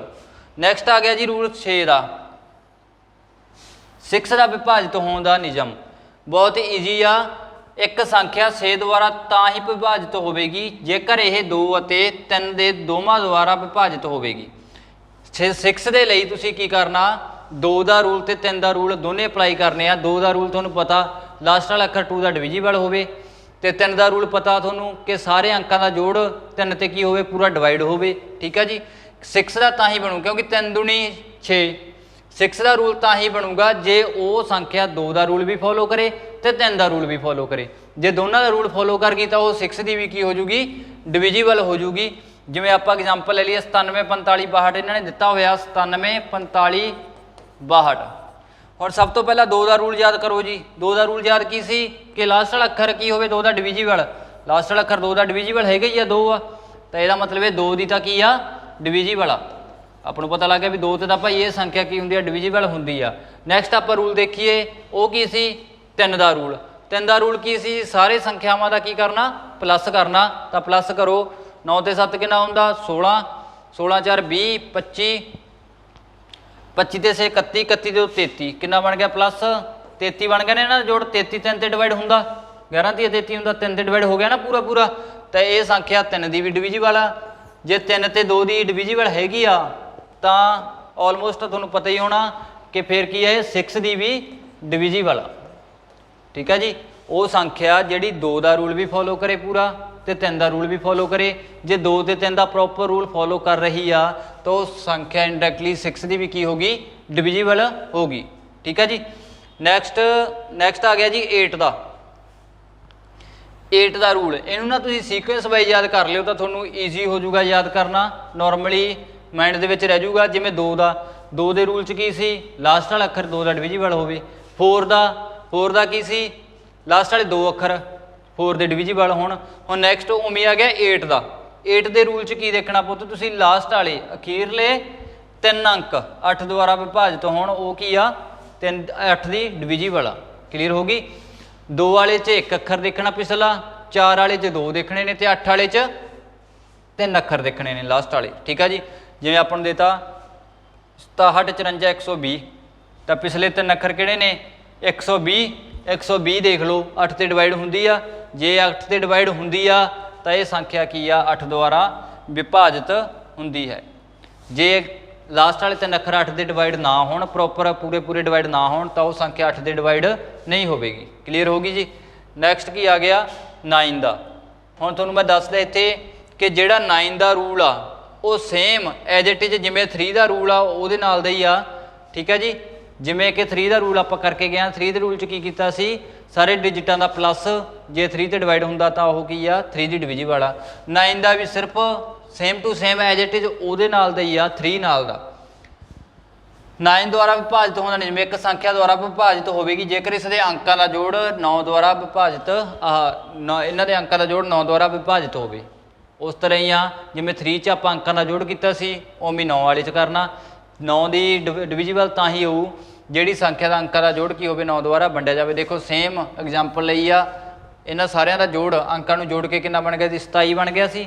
ਜੇ 3 ਦਾ ਪੁੱਛਿਆ ਤਾਂ ਆਪਾਂ 27 ਨੂੰ 3 ਤੇ ਡਿਵਾਈਡ ਕਰਕੇ ਦੇਖ ਲਾਂਗੇ। ਜੇ 9 ਦਾ ਰੂਲ ਪੁੱਛਿਆ ਤਾਂ ਆਪਾਂ 27 ਨੂੰ 9 ਤੇ ਡਿਵਾਈਡ ਕਰਕੇ ਦੇਖ ਲਾਂਗੇ। 27 9 ਤੇ ਪੂਰਾ ਪੂਰਾ ਵੰਡਿਆ ਜਾਂਦਾ ਤਾਂ ਇਹ ਸੰਖਿਆ 9 ਦੀ ਵੀ ਕੀ ਆ ਡਿਵੀਜ਼ੀਬਲ। ਕਲੀਅਰ ਹੋ ਗਿਆ ਜੀ ਗੱਲ। ਨੈਕਸਟ ਆ ਗਿਆ 10 ਦਾ। 10 ਦਾ ਰੂਲ, ਇੱਕ ਸੰਖਿਆ 10 ਦੁਆਰਾ ਵਿਭਾਜਿਤ ਹੋਵੇਗੀ ਜੇਕਰ ਇਸ ਦਾ ਇਕਾਈ ਦਾ ਅੰਕ 0 ਹੋਵੇ। ਜਿਹਦੀ ਇਕਾਈ ਦਾ ਅੰਕ 0 ਆ ਤਾਂ ਉਹ ਆਲਮੋਸਟ ਤੁਹਾਨੂੰ ਪਤਾ ਕਿ ਉਹ 10 ਤੇ ਕੀ ਹੋ ਜੂਗੀ ਡਿਵੀਜ਼ੀਬਲ ਹੋਊਗੀ। ਐਗਜ਼ਾਮਪਲ ਲੈ ਲਈ 23 47 80। ਦੇਖੋ ਨਹੀਂ 10 ਤੇ ਡਿਵਾਈਡ ਕਰਨਾ ਸੀ ਤੁਸੀਂ ਇਹਨੂੰ, 23 47 80 ਆ, ਲਾਸਟ ਵਾਲਾ ਅੱਖਰ 0 ਆ। ਜੇ ਲਾਸਟ ਵਾਲਾ ਅੱਖਰ 0 ਆ ਤਾਂ ਸਮਝ ਲਓ ਇਹ ਕੀ ਆ 10 ਦੀ ਡਿਵੀਜ਼ੀਬਲ ਆ। ਹੁਣ ਨੈਕਸਟ ਲਈਏ 23 47 85। 23 47 85 ਦੀ ਗੱਲ ਕਰਾਂ, ਲਾਸਟ ਵਾਲਾ ਅੱਖਰ ਕੀ ਆ 5, ਪਰ ਉਹਨਾਂ ਨੇ ਕੀ ਕਿਹਾ ਜੀ ਲਾਸਟ ਵਾਲਾ ਅੱਖਰ ਕੀ ਹੋਵੇ 0 ਹੋਵੇ। 5 ਕੀ ਆ 10 ਦੀ ਡਿਵੀਜ਼ੀਬਲ ਨਹੀਂ ਹੈਗੀ ਤਾਂ ਪੂਰੀ ਦੀ ਪੂਰੀ ਟਰਮ ਇਹ 10 ਦੀ ਡਿਵੀਜ਼ੀਬਲ ਨਹੀਂ ਹੈਗੀ। ਠੀਕ ਆ ਜੀ, ਆਲਮੋਸਟ ਸਾਰਿਆਂ ਨੂੰ ਆਈ ਹੋਪ ਕਲੀਅਰ ਹੋ ਹੀ ਗਿਆ ਹੋਣਾ ਤੁਹਾਨੂੰ ਜਿੰਨੇ ਵੀ ਆਪਾਂ ਡਿਵੀਜ਼ੀਬਿਲਟੀ ਰੂਲ ਕੀਤੇ ਆ। ਨੈਕਸਟ ਆ ਗਿਆ ਜੀ 11 ਦਾ ਮੋਸਟ ਇੰਪੋਰਟੈਂਟ ਰੂਲ ਹੈ ਇਹ।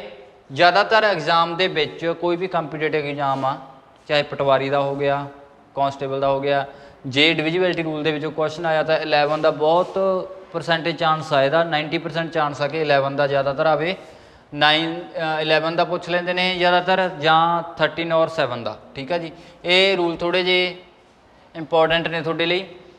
11 ਦੁਆਰਾ ਵਿਭਾਜਿਤ ਹੋਣ ਦਾ ਨਿਯਮ, ਇੱਕ ਸੰਖਿਆ ਕਹਿੰਦਾ 11 ਦੁਆਰਾ ਵਿਭਾਜਿਤ ਹੋਵੇਗੀ ਜੇਕਰ ਟਾਂਕ ਸਥਾਨ ਵਾਲੇ ਅੰਕਾਂ ਦਾ ਜੋੜ ਅਤੇ ਜਿਸਤ ਸਥਾਨ ਵਾਲੇ ਅੰਕਾਂ ਦਾ ਜੋੜ ਦਾ ਅੰਤਰ 0 ਹੋਵੇ ਜਾਂ 11 ਹੋਵੇ।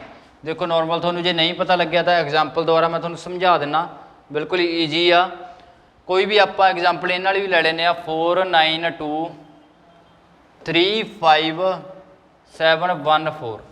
ਹੁਣ ਤੁਹਾਨੂੰ ਆਹ ਪੁੱਤ ਸਟੇਟਮੈਂਟ ਦੇਤੀ, ਆਹ ਸੰਖਿਆ ਦੇਤੀ, ਇਹ ਪੁੱਛ ਲਿਆ ਕਿ 11 ਦੀ ਡਿਵੀਜ਼ੀਬਲ ਹੈਗੀ ਆ, 11 ਤੇ ਡਿਵਾਈਡ ਹੁੰਦੀ ਆ ਜਾਂ ਨਹੀਂ।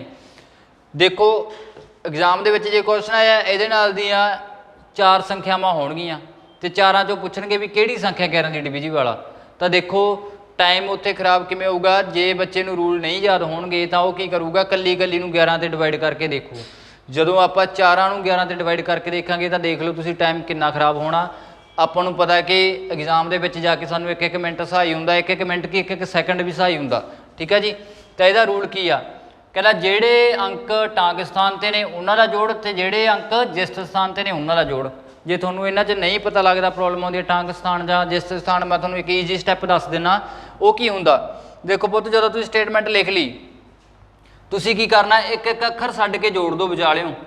4 7 ਨਾਲ ਹੋ ਗਿਆ, ਫਿਰ ਇੱਕ ਅੱਖਰ ਛੱਡਤਾ ਵਿਚਾਲਿਓ, 5 ਛੱਡਤਾ 3 3 ਛੱਡਤਾ 9 3 ਛੱਡ ਕੇ 9 ਆ ਗਿਆ। ਜਿਨ੍ਹਾਂ ਜਿਨ੍ਹਾਂ ਤੇ ਆਪਾਂ ਨਿਸ਼ਾਨੀ ਲਾਈਏ ਇਹਨਾਂ ਨੂੰ ਜੋੜ ਲਓ। ਕਿਹੜੇ ਕਿਹੜੇ ਨੇ, 9 ਜੋੜ 3 ਜੋੜ 7 ਜੋੜ 4, ਇਹ ਹੋ ਗਿਆ। ਉਸ ਤੋਂ ਬਾਅਦ ਕੀ ਕਿਹਾ ਜੀ, ਡਿਫਰੈਂਸ ਅੰਤਰ ਕਿਹਾ। ਜਦੋਂ ਅੰਤਰ ਕਿਹਾ ਤਾਂ ਕੀ ਹੁੰਦਾ, ਮਾਈਨਸ। ਠੀਕ ਹੈ ਜੀ, ਤਾਂ ਜਿਹੜੇ ਅੱਖਰ ਰਹਿ ਗਏ, ਹੁਣ ਜਿਹੜੀ ਨਿਸ਼ਾਨੀ ਨਹੀਂ ਲਾਈ ਆਪਾਂ ਵਿੱਚ ਰਹਿ ਗਏ ਸੀ ਨਾ, ਜਿਹੜੇ ਰਹਿ ਗਏ ਉਹਨਾਂ ਦਾ ਜੋੜ ਕਰ ਦਿਓ। ਕਿਹੜੇ ਰਹਿ ਗਏ ਸੀ, 4 ਜੋੜ 2 ਜੋੜ 5 ਜੋੜ 1 ਆ ਰਹਿ ਗਏ ਸੀ। ਤਾਂ ਸਾਰਿਆਂ ਨੂੰ ਜੋੜੋ, ਜੋੜ ਕੇ ਕਿੰਨਾ ਬਣਦਾ, ਦੇਖੋ ਟਾਂਕ ਸਥਾਨ ਵਾਲੇ ਕਿੰਨਾ ਬਣਦਾ ਇਹਨਾਂ ਦਾ ਜੋੜ, 9 3 12 12 ਤੇ 7 19 20 ਤੇ 3 23 23 ਬਣ ਗਿਆ ਜੀ ਇਹਨਾਂ ਦਾ ਜੋੜ 23। ਮਾਈਨਸ 5 4 9 9 2 11 ਤੇ 1 12 12 ਬਣ ਗਿਆ। ਤਾਂ ਆਨਸਰ ਕਿੰਨਾ ਆ ਗਿਆ, 23 ਚੋਂ 12 ਘਟਾਈਏ 11 11 ਆ ਗਿਆ ਨਾ ਆਨਸਰ ਦੋਨਾਂ ਨੂੰ ਘਟਾ ਕੇ। ਤਾਂ ਦੇਖੋ ਇਹਦੇ ਰੂਲ 'ਚ ਕੀ ਕਿਹਾ ਸੀ, ਕਹਿੰਦਾ ਜੇਕਰ ਇਹਨਾਂ ਦੇ ਜੋੜ ਦਾ ਅੰਤਰ 0 ਹੋਵੇ ਜਾਂ 11 ਦੁਆਰਾ ਕੀ ਹੋਵੇ ਵਿਭਾਜਿਤ ਹੋਵੇ, ਜਾਂ ਤਾਂ ਇੱਥੇ ਮਾਈਨਸ ਕਰਕੇ 0 ਬਚ ਜਾਂਦਾ, ਠੀਕ ਹੈ, ਤਾਂ ਵੀ ਉਹ 11 ਦਾ ਡਿਵੀਜ਼ੀਬਲ ਸੀ, ਜਾਂ ਕੀ ਹੋਵੇ 11 ਦੁਆਰਾ ਵੰਡਿਆ ਜਾਂਦਾ ਹੋਵੇ। ਦੇਖੋ ਹੁਣ ਇਹਨਾਂ ਦਾ ਡਿਫਰੈਂਸ ਕੀ ਆਇਆ, 11 11 ਤਾਂ 11 ਤੇ ਵੰਡਿਆ ਹੀ ਜਾਂਦਾ ਨਾ। ਜੇ 11 11 ਤੇ ਵੰਡਿਆ ਜਾਂਦਾ ਤਾਂ ਇਹ ਸੰਖਿਆ ਕੀ ਆ, 11 ਦੀ ਡਿਵੀਜ਼ੀਬਲ ਆ। ਤਾਂ ਪੂਰੀ ਦੀ ਪੂਰੀ ਸੰਖਿਆ ਕੀ ਆ, 11 ਦੀ ਡਿਵੀਜ਼ੀਬਲ ਆ। ਇਹ ਸੀਗੇ ਇਹਦੇ ਰੂਲ। ਤਾਂ ਨੋਰਮਲ ਤੁਸੀਂ ਇਹ ਰੂਲ ਯਾਦ ਰੱਖਣੇ ਨੇ, एग्जाम के लिए बहुत थोड़े लिए हैल्पफुल ने। जो भी कोई कैलकुलेशन करनी आ, ठीक है जी, डिवाइड करना मल्टीप्लाई करना, तो नॉर्मली ईजीली ये रूल फॉलो कर लियो तो थोनों ईजीली तुसी उहदी कैलकुलेशन कर लोगे, ठीक है जी, बिना टाइम गवाए। उस तो बाद आ गए जी कुछ फार्मूले इंपॉर्टेंट ने थोड़े लिए, इन्हों याद रखना 1 + 1 + 2 + 3 + 4, ठीक है जी। आपनों कह देना लगातार कंटिन्यू 50 नैचुरल नंबर का सम कितना आऊ। पहलियां 50 प्रकृतक संख्यावां दा जोड़ दसो। इस तरह के क्वेश्चन आ जाते हैं। पहलियां 50 प्रकृतक संख्यावां का जोड़ दसो, तो फार्मूला की लाना आ पिया n जोड़ 1/2। जिन्नियां संख्यावां कहा पुत पहलियां 50 कहा ना, तो 50 की आ थोड़ा n आ, 50 की आ n आ, पुट कर दो 50 ब्रैकेट के 50 जोड़ 1/2, तो की आ गया 50 मल्टीप्लाई 50 तो 51/2, ये की हो गया 25 से कट गया 25 ਨਾਲ 50, 51 ਨੂੰ 25 ਨਾਲ गुणा कर दो तो वो की आ गया थोड़ा आंसर आ गया पहलियां 50 प्रकृतक संख्यावां का जोड़। क्लीयर होगी गल, वो ये नंबर फार्मूला फॉलो करना। नैक्सट जे पुत दिता होया पहलियां 50 संख्यावां के वर्ग का जोड़ पता करो, वर्ग मतलब स्केयरां का, ठीक है जी। पहलियां 10, चलो 50 नहीं 10 ला लेने आप, पहलियां 10 संख्यावां के स्केयरां का जोड़ पता करो, मतलब पहलियां 10 संख्यावां का की करो स्केयर करो तो उन्होंने जोड़ दसो। तो वो किहड़ा फार्मूला यूज करना तुसीं, आ वाला n × n + 1 2n + 1 ओवर 6, ठीक है जी। फार्मूले याद कर लियो, बहुत इंपॉर्टेंट ने थोड़े लिए। जे क्यूब कह देना भी पहलियां 10 संख्यावां की क्यूब का जोड़फल पता करो, तो किहड़ा फॉलो करना, आ वाला 1/4n² n + 1 का होल स्केयर, ठीक है जी। ਜਿਹੜੇ ਜਿਹੜੇ इंपॉर्टेंट ने सिर्फ ਉਹੀ चीज़ां ਤੁਹਾਨੂੰ मैं कराउणियां ने, ठीक है जी। दोबारा दस देना मैं, जो RS अग्रवाल का पंजाबी मीडियम का मैथ आ वो तो आप सारा कुछ कर रहे हैं, ठीक है जी। नैक्सट की आ गया इंपॉर्टेंट फार्मूले। हुण इहदे विचों ਜਿਹੜੇ ਜਿਹੜੇ इंपॉर्टेंट ने वो दस देना तुहानूं याद करन नूं। A + B का होल स्केयर ईजीली तुहानूं पता कि छोटियां क्लासां दे विच ही आपां इह फार्मूले दा वरतों करदे आउणे आ, यूज़ करे आ छोटियां क्लासां 'ਚ। A² + B² + 2AB ए वाला याद रखना, A - B का होल स्केयर ए वाला याद रखना, ठीक है जी। उस तो बाद जे इन्हां दोनों नूं माइनस कर दिए A + B का होल स्केयर तो A - B का होल स्केयर दोनों नूं माइनस कर दिए तो बराबर कि हुंदा 4AB दे, ये याद रखना। जे दोनों नूं इन्हां नूं प्लस कर दिए A + B² A - B का प्लस कर दिए तो कितना बन जू 2A² + B², ये याद रखना जी। नैक्सट आ गया थोड़ा A² - B² किहदे बराबर हुंदा, ये आ गया, ठीक है जी। नैक्सट A + B + C² का ये नॉर्मल याद कर लियो, वैसे क्वेश्चन घट आउंदा हुंदा। तो उस तो बाद आ वाला याद रखना A³ + B³ A³ - B³ ये याद रखना, ठीक है जी। ये जिन्ने मैं निशानियां लाइया ਇਹਦਾ फार्मूले तुसीं याद करने ही करने आ, ठीक है जी। नैक्सट ज्यों ज्यों आप अगे MCQ करांगे ये ਜਿਹੜੇ ਜਿਹੜੇ ਉਹਦੇ 'ਚ फार्मूले आई जाणगे मैं कंटिन्यू लगातार ਤੁਹਾਨੂੰ ਨਾਲ करवाਉਂਦਾ जाऊँ, पर जिन्ने फार्मूले मैं इत्थे टिक कीते आ ये तुसीं करने ही करने आ, इंपॉर्टेंट आ थोड़े ਜਿਹੇ, ठीक है जी। नैक्सट आ गया अपना कुछ एग्जाम्पल्स आ गई जो आप पिछले थ्योरी पढ़ के गए वो एग्जाम्पल्स ने। सब तो पहली एग्जाम्पल की आ, दिती गई संख्या किहड़ी दिती आपां नूं 57 98 432 57 98 432 संख्या देती। ये की कहा, कहता 57 98 दे विच 9 का इत्थे थोड़ा मिसप्रिंट हुई आ, 9 का स्थानक मुल अते अंकित मुल विच अंतर। तुहानूं मैं दस्सिया पहला थ्योरी दे विच कराता स्थानक मुल किहड़ा हुंदा, जिहड़े अखर दा पुछिया उहनूं लिख लो, उहदे मगर जिन्ने अखर ने उन्नियां जीरोआं कर दो। 2 ते 2 4 ने, जिहदा पुछिया 9 का पुछिया आपां 9 रिपीट करता इत्थे, जिहदा पुछिया उहनूं एज इट इज लिख दो। 9 का पुछिया 9 लिखता, उहदे पिछे अखर किन्ने ने 1 2 3 4, जिन्ने अखर ने उन्नियां की करतियां उहदे नाल जीरोआं करतियां, 4 जीरोआं करतियां। मैंस 9 दे की क्या अंकित मुल की हुंदा फेस वैल्यू। फेस वैल्यू तुहानूं दस की हटिया भी जिहड़े अखर की पुछी आ वो आप ही आंसर आ। जे 9 का अंकित मुल पुछिया तो 9 ही आंसर आ, जे 8 का पुछ लेंदे 8 आंसर हुंदा। तो 9 का अंकित मुल की होगा जी, 9 का अंकित मुल की होगा 9। तो दोनों नूं माइनस कर दिए। माइनस करने का तरीका भी सुन लो की हुंदा, देखो 9 दे नाल 4 जीरोआं लिख लिया जी, ਮਾਈਨਸ ਕੀ ਕਰਨਾ 9। ਹੁਣ ਜਿਹੜਾ 9 ਆ ਉਹ ਕਿੰਨੀਆਂ ਜ਼ੀਰੋਆਂ ਥੱਲੇ ਆਇਆ, ਇੱਕ ਜ਼ੀਰੋ ਥੱਲੇ ਹੀ ਆਇਆ। ਇੱਕ ਜ਼ੀਰੋ ਕਿਹਦੇ ਨਾਲ ਹੁੰਦੀ ਆ, 10 ਨਾਲ। 10 ਦੇ ਇੱਕ ਦੇ ਨਾਲ ਇੱਕ ਜ਼ੀਰੋ ਲਾ ਲਾਂਗੇ, 10 ਬਣ ਗਿਆ ਨਾ। 10 ਚੋਂ 9 ਕੱਢੀਏ 1, ਲਿਖਤਾ ਜੀ, ਸੇਮ ਲਿਖ ਲਓ। ਜਿਹੜੀਆਂ ਜ਼ੀਰੋਆਂ ਖਾਲੀ ਨੇ ਕੁਛ ਵੀ ਨਹੀਂ ਹੈਗਾ ਥੱਲੇ, ਦੇਖੋ ਆ ਜ਼ੀਰੋਆਂ ਥੱਲੇ ਕੁਛ ਵੀ ਨਹੀਂ ਹੈਗਾ ਥੱਲੇ, ਜਿਹੜੀਆਂ ਜ਼ੀਰੋਆਂ ਥੱਲੇ ਕੁਛ ਨਹੀਂ ਹੈਗਾ ਉਹਨਾਂ ਦੀ ਜਗ੍ਹਾ ਤੇ 9 ਲਿਖ ਦਿਓ, ਲਿਖਤਾ। ਤੇ ਸਭ ਤੋਂ ਪਹਿਲਾ ਅੱਖਰ ਉਹਦੇ ਵਿੱਚੋਂ ਇੱਕ ਮਾਈਨਸ ਕਰਕੇ ਦੇਖ ਲਓ, ਇੱਥੇ ਕੀ ਆ 9 ਸੀ, 9 ਚੋਂ 1 ਘਟਾ ਦਿਓ ਤਾਂ ਕੀ ਆ ਜਾਊਗਾ 8। ਤਾਂ ਆਨਸਰ ਕੀ ਆ ਗਿਆ 99,991। ਆ ਦੇਖ ਲਓ ਤੁਹਾਡੇ ਸਾਹਮਣੇ 99,991 ਤੁਹਾਡਾ ਆਨਸਰ ਆ ਗਿਆ। ਸਮਝ ਲੱਗ ਗਈ। ਬਸ ਇੱਕ ਮੇਨ ਯਾਦ ਰੱਖਿਓ ਵੀ ਜਦੋਂ ਦਾ ਸਥਾਨਕ ਮੁੱਲ ਕਹਿ ਦੇਣਾ ਤਾਂ ਜਿਹੜੇ ਅੱਖਰ ਦਾ ਸਥਾਨਕ ਮੁੱਲ ਕਿਹਾ ਉਹ ਅੱਖਰ ਲਿਖ ਲਓ। ਸਟੇਟਮੈਂਟ ਦੇ ਵਿੱਚ ਦੇਖ ਲਓ ਵੀ ਉਹ ਅੱਖਰ ਕਿੱਥੇ ਲਾਈ ਕਰਦਾ, ਸਟੇਟਮੈਂਟ ਦੇ ਵਿੱਚ ਦੇਖ ਕੇ ਉਹ ਅੱਖਰ ਕਿੱਥੇ ਲਾਈ ਕਰਦਾ ਉਹ ਲਿਖ ਲਿਆ। ਉਹਦੇ ਮਗਰ ਜਿੰਨੇ ਅੱਖਰ ਨੇ ਗਿਣ ਕੇ ਉਨੀਆਂ ਜ਼ੀਰੋਆਂ ਪਾ ਦਿਓ, ਜਿੰਨੇ ਅੱਖਰ ਨੇ ਉਨੀਆਂ ਜ਼ੀਰੋਆਂ ਪਾ ਦਿਓ ਤਾਂ ਉਹ ਕੀ ਨਿਕਲਿਆ, ਤੁਹਾਡਾ ਸਥਾਨਕ ਮੁੱਲ ਨਿਕਲਿਆ। ਜੇ ਪੁੱਛ ਲਿਆ ਅੰਕਿਤ ਮੁੱਲ, ਅੰਕਿਤ ਮੁੱਲ ਕੀ ਹੁੰਦਾ, ਫੇਸ ਵੈਲਿਊ। ਠੀਕ ਹੈ ਜੀ।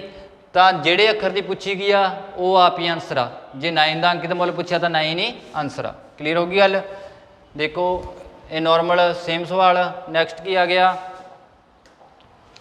ਉਦਾਹਰਨ 2 64 28,753 ਵਿੱਚ 2 ਦਾ ਸਥਾਨਕ ਮੁੱਲ ਕੀ ਆ। 2 ਦਾ ਸਥਾਨਕ ਮੁੱਲ ਹੀ ਪੁੱਛਿਆ ਸਿਰਫ। 2 ਕਿੱਥੇ ਲਾਈ ਕਰਦਾ, ਆ ਕਰਦਾ, 2 ਦਾ 2 ਲਿਖ ਲਿਆ। ਇਹਦੇ ਮਗਰ ਕਿੰਨੇ ਅੱਖਰ ਨੇ, 2 3 4, 4 ਅੱਖਰ ਨੇ, 4 ਜ਼ੀਰੋਆਂ ਪਾ ਦਿਓ ਤਾਂ ਕਿੰਨਾ ਆ ਗਿਆ 20,000 ਆਨਸਰ ਆ ਗਿਆ। ਤੁਹਾਡੇ ਸਾਹਮਣੇ ਦਿੱਤਾ ਹੋਇਆ 20,000 ਆਨਸਰ ਦਾ ਸਥਾਨਕ ਮੁੱਲ। ਠੀਕ ਹੈ ਜੀ। ਆ ਦੇਖੋ ਨੈਕਸਟ ਆ ਗਿਆ ਉਦਾਹਰਨ ਨੰਬਰ 3 ਜਿਹੜਾ ਪਿੱਛੇ ਕਰਵਾ ਕੇ ਗਿਆ ਮੈਂ। ਇਹ ਇਹਨਾਂ ਵਿੱਚੋਂ ਕਿਹੜੀਆਂ ਸੰਖਿਆਵਾਂ ਅਭਾਜ ਹਨ। ਅਭਾਜ ਮੀਨਜ਼ ਪ੍ਰਾਈਮ ਨੰਬਰ ਹਨ।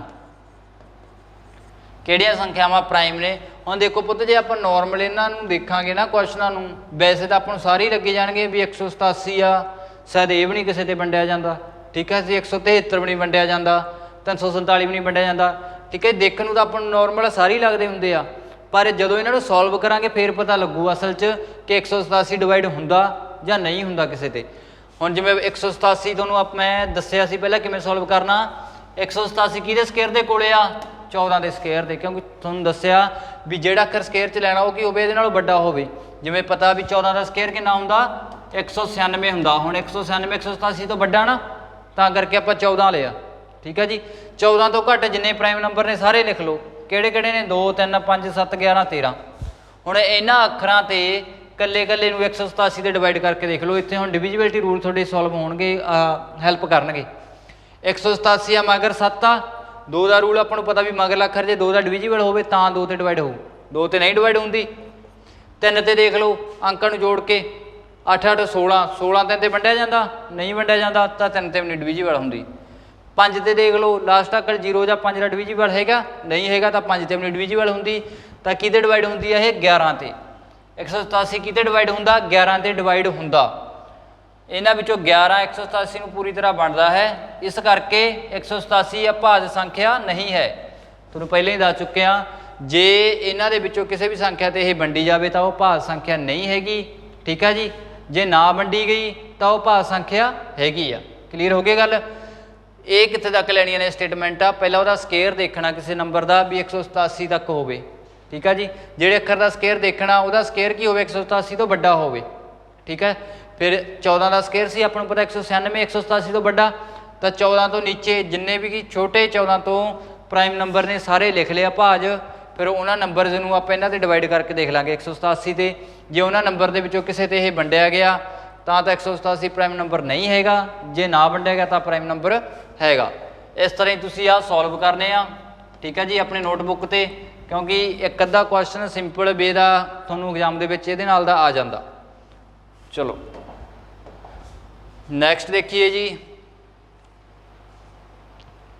ਇਹ ਹੈਗੇ ਕੈਲਕੂਲੇਸ਼ਨ ਦੇ ਸਵਾਲ। ਕੈਲਕੂਲੇਸ਼ਨ ਤੁਹਾਨੂੰ ਆਲਮੋਸਟ ਜੇਕਰ ਤੁਸੀਂ ਕਾਂਸਟੇਬਲ ਜਾਂ ਪਟਵਾਰੀ ਤਿਆਰੀ ਕਰ ਰਹੇ ਹੋ ਕੈਲਕੂਲੇਸ਼ਨ ਦਾ ਆਉਂਦੀ ਹੋਣੀ ਆ।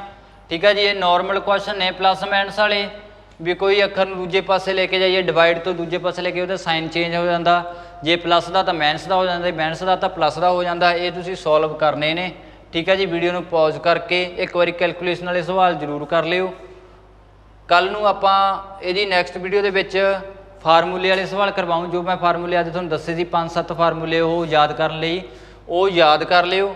ਤੇ ਨਾਲ ਇਹਦੇ ਆਪਾਂ MCQ ਸੋਲਵ ਕਰਾਂਗੇ ਕੱਲ੍ਹ ਵਾਲੀ ਵੀਡੀਓ ਦੇ ਵਿੱਚ। ਜਿੰਨੇ ਵੀ ਫਸਟ ਚੈਪਟਰ ਦੇ ਮੈਥ ਦੇ MCQ ਦਿੱਤੇ ਹੋਣਗੇ ਉਹ ਸਾਰੇ ਦੇ ਸਾਰੇ ਕੱਲ ਨੂੰ ਆਪਾਂ ਸੋਲਵ ਕਰਾਂਗੇ। ਠੀਕ ਹੈ ਜੀ, ਵੀਡੀਓ ਪਾਰਟ ਦੇ ਵਿੱਚ ਬਣ ਕੇ ਆਜੂ ਤੁਹਾਡੇ ਕੋਲ।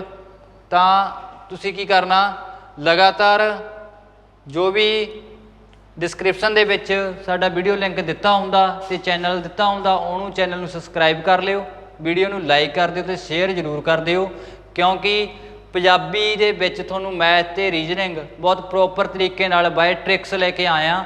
ਤੇ ਉਸ ਤੋਂ ਮੇਨ ਗੱਲ ਇਹ ਆ ਕਿ ਜੋ ਵੀ ਆਪਾਂ ਮੈਥ ਨੂੰ ਆਪਾਂ ਪੰਜਾਬੀ ਦੇ ਵਿੱਚ ਕਵਰ ਕਰ ਰਹੇ ਹਾਂ ਉਹ ਕੀ ਆ, RS ਅਗਰਵਾਲ ਦਾ ਮੈਥ ਆ। ਸੋ RS ਅਗਰਵਾਲ ਦਾ ਮੈਥ ਸਾਰਿਆਂ ਨੂੰ ਪਤਾ ਹੀ ਆ ਕਿ ਸਾਰੇ ਕੰਪੀਟੀਟਿਵ ਐਗਜ਼ਾਮ ਦੇ ਲਈ ਕਿੰਨਾ ਇੰਪੋਰਟੈਂਟ ਆ ਤੇ ਕਿੰਨੇ ਕੁਐਸਚਨ ਉਹਦੇ ਵਿੱਚੋਂ ਆ ਜਾਂਦੇ ਆ ਐਗਜ਼ਾਮ ਦੇ ਵਿੱਚ। ਠੀਕ ਹੈ ਜੀ, ਐਜ਼ ਇਟ ਇਜ਼ ਪਏ ਹੁੰਦੇ ਆ ਕੁਐਸਚਨ RS ਅਗਰਵਾਲ ਦੇ ਮੈਥ ਦੇ ਵਿੱਚੋਂ।